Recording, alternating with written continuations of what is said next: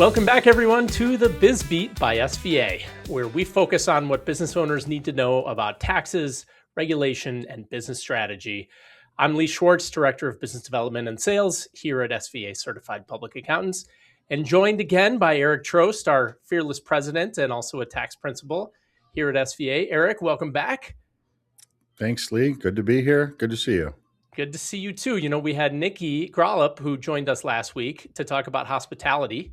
No taxes on tips, all that fun stuff. Did you have a chance to watch the podcast, or are you one of those guys you're only going to pay attention if you're on it? I only pay attention to myself. Well, you have a lot of other stuff going on at this time of year, to be fair. So we're not going to blame you for not watching the other version. But Eric, a couple of interesting topics we wanted to jump right on here this week. So a long time ago, well, it feels like a long time ago now, but we had been big on bringing this information to our clients. There were a lot of FinCEN reporting requirements. I want you to tell us a little bit about kind of what those were. And then I know that there have been some changes and some things that are coming up on the near term here that we want you to talk about. So bring our listeners up to speed. What is FinCEN? What should that mean to people? Yeah. So FinCEN is a government organization that investigates financial crimes. And so there are reports that are due to FinCEN on a regular basis. And one of the most common ones is, like, let's say you have a foreign bank account. You file a report with FinCEN and say, hey, I have a foreign bank account. And so what FinCEN has done is they've established a reporting scheme that basically says, hey, here's when you have to report things. About 10 years ago, actually, there was a rule put in place that said, hey, by the end of 2024, companies will have to, if they're LLC or a corporation and they're a small business under 5 million in sales, they have to do this reporting. It would be totally new. So this all went on during 24, and a couple other rules changed, but there was a lot of back and forth. A lot of small businesses said, hey, we don't think we should have to do this. This is overreach. And they took it to court, and there was a big fight about it. And then all during this time, this was under Biden's presidency. The rule actually is pre-Biden, but this happened under Biden's presidency. And then what else happened in 24? I don't know if you recall, but we had an election. I heard. And yes, quiet man won, Trump. And so we don't hear much from him. But anyway, Trump basically, while this was going through the court system, some people filed this form, some people did not. While it went through the court system, Trump had FinCEN change its rules and said, hey, we're not going to do that. It's going to look like this. And basically, they eliminated this filing requirement for small businesses to have to send these forms in. So that was a big deal back then when Trump made it go away. Then it was not a big deal anymore. No one had to do it anymore. However, there still was another rule out there that didn't get abandoned, and that is for real estate transactions. That rule is starting in a couple weeks. It starts March 1st, 2026. So that rule is that if there is a financial if there's a purchase or a transfer of a property that doesn't have financing with it, and that means there's no bank financing with it, then there has to be a reporting done to FinCEN. So there's a couple rules around this, but it's basically if it's a residential property, if there's not bank financing, and the buyer is an entity or a trust, then there is likely a FinCEN reporting requirement. So this rule, again, is old. It's just kicking in on March 1st of 2026. But you're not going to memorize everything that it applies to. I think what I'd want the audience to know is, hey, if they get in a transaction and it is not bank financing with residential real estate, they should just at least be aware that there are these FinCEN rules out there that they should check out.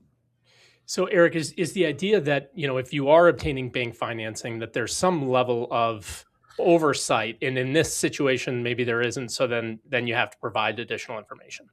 Yeah, I think that's what's behind this is there is some kind of paperwork that the bank is filling out that gives at least sufficient color to the transaction that it's like, okay, this has got to be a reasonable transaction. I think it's if that's not being filed or that's not being filled out, there must be a conclusion by FinCEN that this is potentially a transaction that could be wrought with fraud, and so we want a reporting on this. That's essentially what they wanted before with small businesses. Is they said, well, people can hide all these shell things in these small businesses, and so we want a reporting on them all. That was kind of using a sledgehammer to whack away at what could have been just a little housefly. And so that's why Trump eventually repealed it, I think, is it was just asking way too many compliant people to try to sift through their all that information to find the non-compliant ones. This one's a little more targeted because there aren't as many transactions that occur like this. Um, and again, probably most of the transactions that occur like this don't have any devious cause to them. But this is what FinCEN has determined that, hey, at times there could be these non-bank related or non-bank involved transactions that occur that we have deemed could be an area of fraud. So we want a special reporting on it. And that's what they're asking for right now. And again, it's when an entity or a trust is buying the property. So there's that additional requirement. I think FinCEN sees that. Again, it comes up on their radar. When these things happen, there could be evidence of fraud. And so that's what they're looking for. Okay, Eric, and I know when that original deadline, back at the end of 2024 was coming up, there were a ton of delays, and then, like as you Yes. talked about, a lot of uncertainty around, is this going to happen, and if so, when's this going to be required? Any chatter that you're hearing so far that this is not going to be moving forward as of March 1st? Not yet. I think when you'll start to hear it though is, after it kicks in, people realize they have to do this, and it's when a transaction occurs. So the last rules that did get set aside were these are all due by a certain date, say the end of the year, 12/31/24. This is not like you have a deadline for it. This is anytime a transaction occurs, then you have to do this FinCEN reporting. So I don't know that it's yet on people's radar. It's part of why we bring it up here. But there should be someone involved then when you're doing this. If they're not bringing this up, you want to just know this is hey, if you're running into this, you should be at least asking the question, do I need to do a FinCEN reporting here? Okay. Well, yeah, that is something that I know kind of has snuck up on people here. So thanks for bringing our listeners up to speed on that. Eric, let's pivot to back to Trump accounts. We've talked about Trump accounts a bunch on the podcast, but well, number one, I think there was a Super Bowl commercial for the Trump accounts. I don't know if you saw that, but also I know there's been some new IRS guidance on that. So can you bring our listeners up to speed on kind of what's new in regards to Trump accounts? Yeah, I can. I missed the commercial on Trump accounts. I think I caught one. I Okay. could be wrong. While you talk, I'm gonna do my investigation. Yeah, Google it. So Trump accounts, as of yet, nobody can have a Trump account. So just as a reminder, this was passed into law on July 4th of 2025. The Trump accounts can only be opened 1 year after the law passage. So starting on July 5th or 6th of 2026 is when you can actually open a Trump account. The IRS has released some guidance on it, but now there's also a form on it. So the IRS has a draft form on how an individual would report a contribution to a Trump account. So the IRS, they have a tax form for everything, right? You put money in an IRA, you have a tax form for that. This is okay, you put money in a Trump account, you have a tax form for that. The form number is 4547. And what do you think that is referencing? Right. And so this is either a very ironic coincidence or it's intentional. And that is, Trump was the 45th president. Trump also is the 47th president.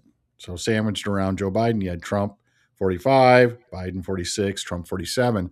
So being the 45 and the 47th president, this form being form 4547, I think that's someone at the IRS that has, I don't know, some sense of humor or something. So to you put don't this think this is together. just a coincidence? And they, last week they came out with Form 4546, and this just happens to be next in line. Yeah, no, I don't think this is a coincidence. I think there is someone at the IRS that is, I don't know, being a smart guy and putting this out there. Great. So while It wasn't during the Super Bowl, by the way. It was right before kickoff, but it was by Invest America, which is Yeah. another group associated with that. But so while I was reading that, I wasn't listening entirely closely to what you were saying, Eric. So I'm struggling with a follow up question here. What else about Trump accounts do our listeners need to know that's going to be changing? Yeah, so I think what they're going to start to see, and I actually like the fact that you brought the commercial up. I don't like that you're not paying attention to me when I'm speaking, but I like the fact you brought it up because we're going to start to see more commercials for these. So again, you can't open them until July 5th or 6th of 2026. Um, but when people are allowed to open them, they'll have to have the money somewhere. They're going to have to put them with an investment house. I'm sure all these investment houses would love to take your money and manage it and put it in designated investments that Trump accounts can invest in. And so they have certain designated safe funds or what they can put it in. So there'll be more advertising from banks and investment houses saying, hey, come and put your Trump fund here. Also, remember, this rule includes if there is a newborn born after January or after December 31st, 2024, and before the end of 28, so basically born in 25, 26, 27, or 8, um, that newborn automatically gets $1,000 into a Trump account from the government. So you don't have to do anything, and the government will open that Trump account on the newborn's behalf and deposit $1,000 in it. So um, you'll start to see these are going to be opened one way or the other just from having a newborn and a newborn with a social security number, basically. So newborn citizen is going to get $1,000 kickstart from the government into their Trump account. Yeah. And so that's going to be, I mean, look, it doesn't feel like it right now, but July's right around the corner. I'm sure we'll be talking about this a lot more as the rubber meets the road, but it seems Yeah. like thank you for bringing our listeners up to speed on that and where we're at. So one of the other things, so let's go to the mailbag, Eric. I just want to remind everybody you can send us your questions at bizbeat@sva.com, or you can go on our website and submit them there, sva.com/bizbeat. So we did get somebody chatted us in something about a New York Times article from earlier this week, and I want you to comment on it. But the question really was about, can you really depreciate a racehorse? And I think this touches on some OBA stuff that we've talked about. But if you want to touch on kind of what this article talks about and how some of the wealthy are taking advantage of the depreciation rules. Yeah. And so this really bigger picture is talking about bonus depreciation. And that, so if you're in business and you buy assets, bonus depreciation it's kind of depreciation that allows you essentially to write off a certain percentage of the cost of that asset. And that percentage was 100%. And then during post COVID, it started to decrease. And in 2023, it was 80. In 2024, it was 60. In 2025, it was supposed to go down to 40. OBA said, hey, we're not going down to 40%. We're going to go back to 100%, basically for the full year of 2025. Now, it's not quite the full year. It's like 2 weeks into the year from January through the end of 2025 is 100%. And that's going forward. So there is no phase out of bonus depreciation. Now, how that applies to horses is that in the horse business, a horse is a depreciable asset, and you buy a horse and you depreciate it over time. So racehorses are depreciable assets, which means you can write off 100% of your racehorse if you're in the business of racing horses. Um, Horses are difficult businesses, partly because it's expensive, right? But it's also it looks like a hobby sometimes. So we have had clients, I think, that discuss that their horse activities are business. Well, they have a horse for one of their kids, and the horse is being trained to be, say, a hunter jumper, and it's going to sell. And these horses, by the way, when trained and if they do well, sell for quite a exorbitant sums. And so it could be seen as a business. So all along, you have a business that depends on, say, selling a horse, and then you're writing off all the costs to, train this horse and grow it, and lessons and everything else. And so you get some nice tax deductions there, maybe. Um, the IRS is not a big fan of that. Just so you know, they see horse farm on there. They could take a look at it closely. A little different for what this is doing on racehorses. I think there certainly is more business going on when you have racehorses and the kind of financial rewards that can come from having successful racehorses. So that's what this is referring to is, you can buy these racehorses and depreciate them at 100% bonus depreciation. It's an interesting thing, and there's a really interesting article, but I'm just wondering, are there other sort of similar depreciable assets that you think are, going to be a little bit more in vogue for people to be buying or investing in now with 100% bonus depreciation? Well, I always like cars. The heavy SUV rule at the 6,000 pounds where you can write 100% of that off now. Yeah, if you're not looking at that when you want a new car, you really should be, provided you're using a car for business, not commuting to your W-2 job, but as a business owner using that car for business and getting that full write-off. So that's a little more in touch with the common businessman. But yeah, you want to be looking at that. Make sure you're aware of it because I would say there's more than one vehicle bought at the end of the year by someone that says, "Hey, I'm going to get a new car anyway. Let's get it at the end of the year. I need a tax deduction this year, and I'm going to go out and get one of these." It's a heavy SUV that you can do this for. But when you say heavy, something the size of a Ford Explorer meets the definition of a heavy SUV that you can write the full thing off on. So we're not talking it has to be like a Suburban or something. It can be kind of a normal sized SUV that meets these tests. So if I buy a 6,000 pound horse to commute on, can I take twice the amount of depreciation? That's what I'm hearing. Well, if it's used for business. So if you're commuting on your side job, commuting to your client's houses using that horse, absolutely, I think we would deduct that as a business cost. Okay, great. And I think you brought up another thing that maybe we want to touch on at some point in the future, Eric, because I know we get a lot of questions about hobby farms and how, if those expenses are deductible. So maybe we can touch on that in a future episode as well. But that does wrap up this week's episode of the Biz Beat by SVA. If you found this helpful, please subscribe on Apple Podcasts, on Spotify, or on YouTube. And please share it with another business owner that you think would find it helpful. And as always, what we discuss here is intended to be general in nature. For specific advice to yourself, and your situation, please get in touch with your advisor. And if you don't have a great advisor, get in touch with me, and we'll talk about how to make you a client of SVA. Thanks for tuning in this week. Hope you all have a great week. Eric, thanks for all the great information. And we will see everybody next week on the Biz Beat by SVA. It's the Biz Beat by SVA, breaking down the news of the day.